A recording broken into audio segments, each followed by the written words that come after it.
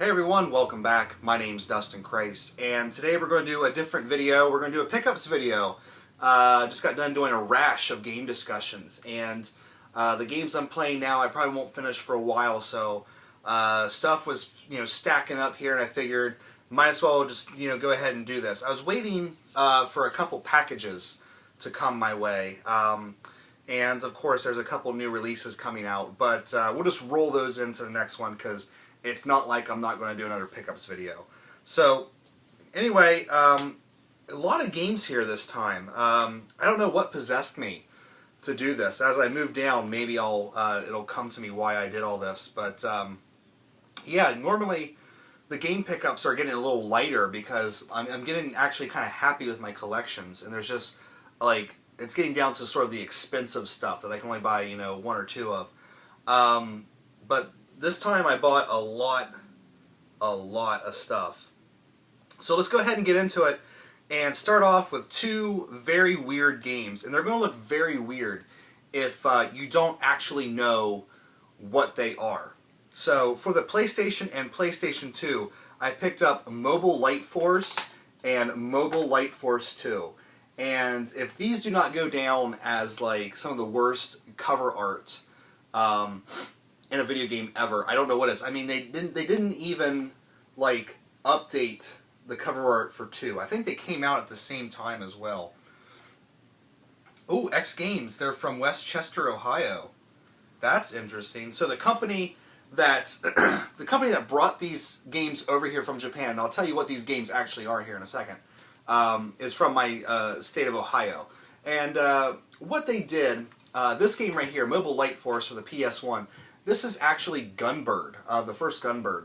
And what they did is they removed all the storyline and basically just made, just a generic shmup out of it. I mean, the gameplay is still the same, but all the storyline stuff and a lot of the anime stuff has been removed. And they didn't put anything back in there. So, if you want to get the first Gunbird, this is a cheap way of doing it. And I probably will pick up Gunbird for the Sega Saturn eventually, but I kind of wanted these because I thought it was just so funny that these companies put this terrible box art on there. And then Mobile Light Force 2, this is actually the first Castle of Shinkigami game. And like I said, they removed the story segments and sort of all the references to it being a Japanese anime style shooter. But they didn't put like these girls on there, and thank God for that. If you look at them, they're kind of slightly reminiscent of Charlie's Angels. At least this reminds me of Lucy Liu there. Yeah, I don't know why they did this and why they just didn't bring it out as Gunbird and Castle of Shinkigami. But it's just one of those weird English, barrier things, I guess. Like, oh, we can't see anime characters on a box art, so let's put, I know it'll sell. Let's put this on there, and that'll sell a lot more than the original box art for Gunbird and Castle of Shinkigami. So, I just thought those were really fun. They were cheap, so I figured, hey, why not? Actually, I think I paid more for the shipping on Mobile Light Force than I did for the actual game, if that tells you anything. So, I haven't put them in yet, but supposedly they play just like the actual ports on these respective systems would. It's just, the company's removed all the references to it being a Japanese game. But that's okay, because I got a huge stack of Japanese games here. Starting with this right here, Dodonpachi for the Sega Saturn.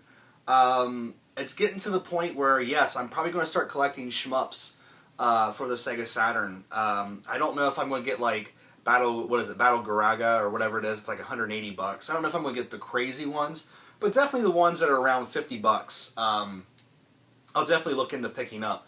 And I put this in and played it, and this, like, when I got Donpachi and played it, it felt like a weird, like, intermediate stage between a bullet hell shooter and a regular shooter. But this is pure bullet hell action, and this is fantastic. I absolutely love it. I also picked this up on the cheap and really enjoy it as well. And that is Strikers 1945 for the Sega Saturn, of course. And if you guys know this game, the arcade version had like a weird thing where when you beat the game, it showed you like a little, it showed you pictures of your pilot that flew the plane that you selected, and then the pilots would slowly take their clothes off, revealing that they were 4 out of the 5 were very buxom females, and the other one was a very muscular man. So I think that's been removed for this game. I don't know. When I was actually playing it, I didn't beat it because it is kind of a hard game. And sometimes it's a little difficult to get your head back into these older shmups when you're so used. Like I play Dodonpachi Blissful Death on my phone. Ooh, Jesus! Pretty much every day. So it's kind of hard to get your mind back into a more traditional shooter once you've been playing Bullet Hell so much. But in some ways, it does make me a little bit better at the traditional shooters. But still, a very fun game, and I'm glad to add it to my growing Sega Saturn collection. I really want to get back into that Sega Saturn. On the 3DS, I did pick up Project Cross Zone, and I do have, I did get the limited edition box set. The box is up on the entertainment center there. But, yeah, I don't know what I think about this game quite yet. Because on the one hand, it's very fun, but on the other hand, it throws a lot of story at you, and eventually, you're just going to not care anymore about the storyline. I'm on chapter 14, and I'm having a hard time like looking down the barrel of 40 chapters in this game. I think T.G. Apalea said it has 40 chapters in it. And I'm really just waiting to get Mega Man. Like, I just want friggin' Mega Man in my party. But, during the battles, I'm actually having a great time, doing the juggles and trying to balance doing the super moves and, keeping some XP for, defense and stuff like that. It's a fun game, but in terms of, like, other strategy RPGs, it's just not as deep. But the one thing about this is it's really making me want to play other games. Like, I really want to throw in God's Eater Burst right now, because those characters from that game are my favorite characters in the game so far. And I want to get, like, Shining Force Neo and, all these other games that this references. So, it's a great commercial for other games. Picked this up off Amazon because my GameStop was too stupid to carry it. And I did not get, like, the big limited edition. I just got the normal edition. And that is Muramasa Rebirth on the PlayStation Vita. And as soon as I get some games knocked down, I'm going to throw this in. Because I was playing Muramasa on the Wii. But now that I have this on the Vita in HD, this is where I definitely want to play it. And the cool thing about ordering off Amazon is I got an abridged soundtrack, which, I don't know, maybe this comes with the game just normally. It only has 5 tracks on it, and to be honest with you, I don't know if I'm going to unseal it or not. But it is definitely a cool bonus. But really looking forward to getting back into Muramasa. And then I also picked up this because I've been wanting to get into this series, and the game was really cheap. And I know there's like a dual pack where you can get both games, but this was only like $5, and I wanted to give it a try before I buy the second game in the series, and that is Infamous. And not really much to say because I haven't thrown it in yet, but I'm really looking forward to playing this. I think it's going to be a fun little experience. I don't know. The next 2 games I picked up after watching various Wii Hidden Gems videos, because for some reason I really want to collect for the Wii. But it's getting down to that point where there's just nothing left for me to buy. So I picked these up, and looking forward to getting to them eventually. Mushroom Men and the Spore Wars. I hear this is a really good game for the Wii, so picked that up. It was only like $6. And the Core Gang Outvasion from Inner Earth. And again, I hear this is a great third-person platformer type game for the Wii, so always looking for a new Wii game to snag up, because for some reason I just really like collecting for the Wii. I don't know why. Picked this up due to Project Cross Zone, because whenever this character comes on the screen and takes a picture of a female character and it says Perfect Erotica, I always laugh. I think that's just hilarious. So I did pick up the first Dead Rising, and yes, it's a Platinum Hits, and I don't really care. But I don't know. This is a type of game I probably won't beat. I'll probably just throw it in and run around and do like I did at friend's house, and just run around and shoot zombies with the Nerf gun and things like that. Just to unwind a bit. So pick that up for like $6. This next game was surprisingly hard to find, and it's starting to get a bit pricey. So if you want to get this, This now's the time because it's only going to get pricier because the company that made it, they're gone.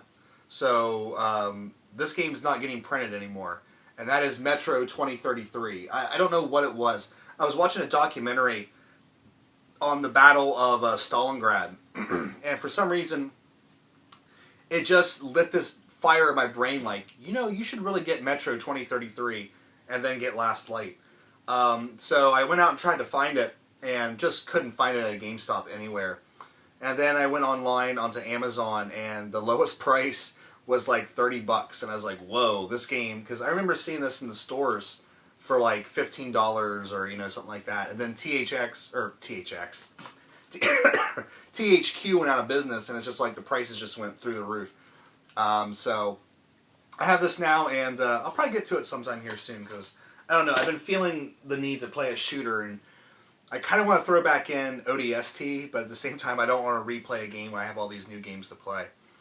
And then the last game I picked up here, finally picked this up. I wanted to get it on PS3, but just decided that since GameStop had it on 360 to pick it up on 360, and that is Catherine. So yes, I finally have Catherine.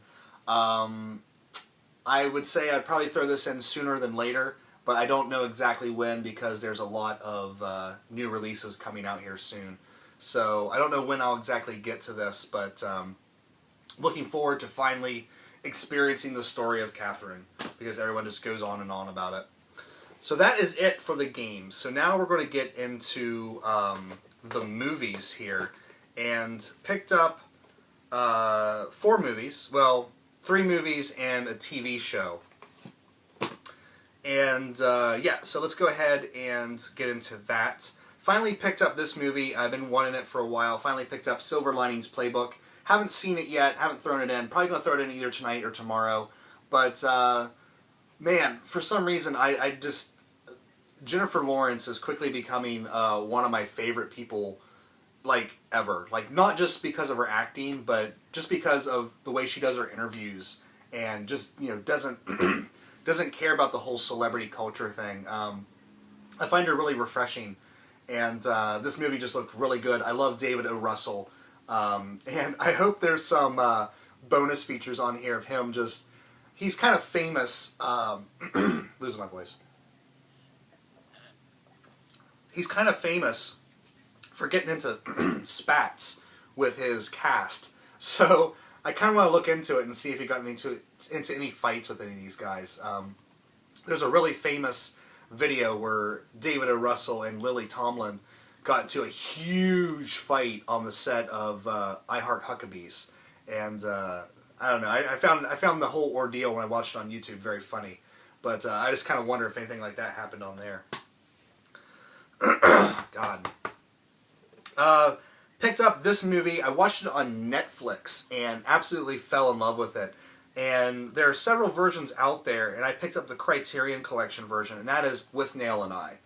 This is a British movie from 1986, and this thing is just infinitely quotable. If you're looking for a crazy sort of, buddy comedy, 2 guys just going out and getting drunk and, wasted, much like Fear and Loathing in Las Vegas, even with Ralph Steadman's artwork and everything on it. This is a fantastic movie. I loved every second of it. Unfortunately, I'm probably going to go out and buy the Blu-ray copy as well, even though the Blu-ray copy has no bonus features whatsoever. That's why I picked up the Criterion version, because it has a 1999 documentary on the film that was kind of fun to watch. The weird thing about this one is it's not an anamorphic widescreen. It's a letterbox widescreen. So when you watch it on a big screen TV, or like on my HD television, it only takes up like half of the screen. So that's kind of weird.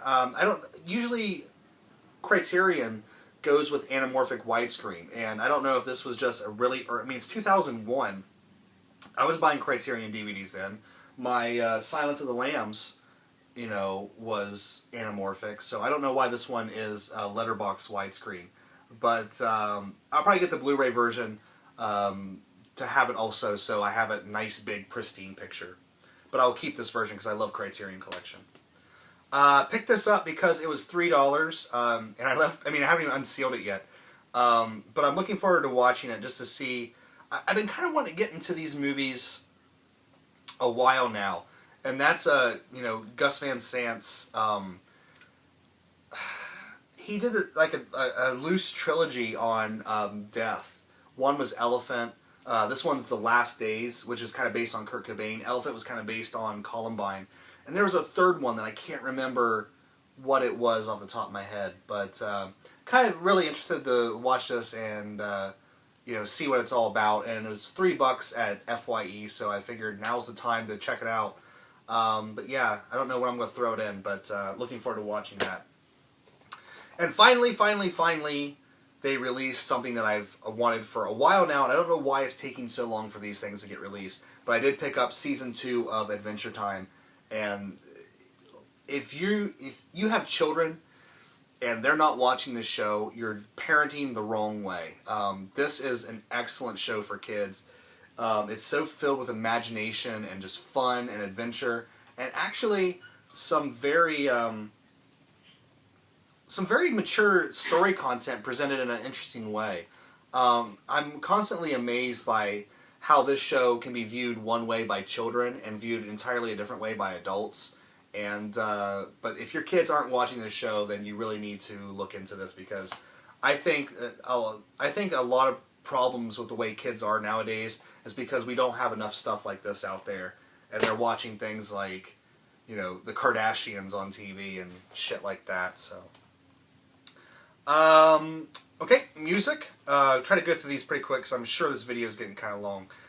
Picked up actually a lot of music. 7 albums, and there's still another one that I have to pick up, but it hasn't come into the record store yet. Ugh, no wonder brick and mortar is going out of business. First album I picked up is Sigur Rós, and the album is I can't say Icelandic titles. This album. And this is fantastic. For me, personally, Sigur Rós was kind of getting into a rut a little bit. And this thing came out, and I didn't read any reviews or anything on this album. I just went out and bought it, because I love this band so much.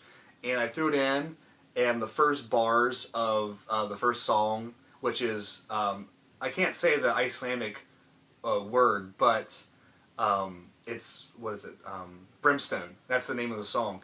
And buddy, if you're not thinking of the fires of brimstone and all that shit when that song's going off, because it is just heavy. Like, this is, for Sigur Rós, this is an extremely heavy album. And I wouldn't be surprised if the first song is on a lot of movie trailers, because it really reminded me of how every summer blockbuster movie trailer is nowadays. And if you listen to the song Brimstone, you'll definitely understand what I'm saying. So, really love that album.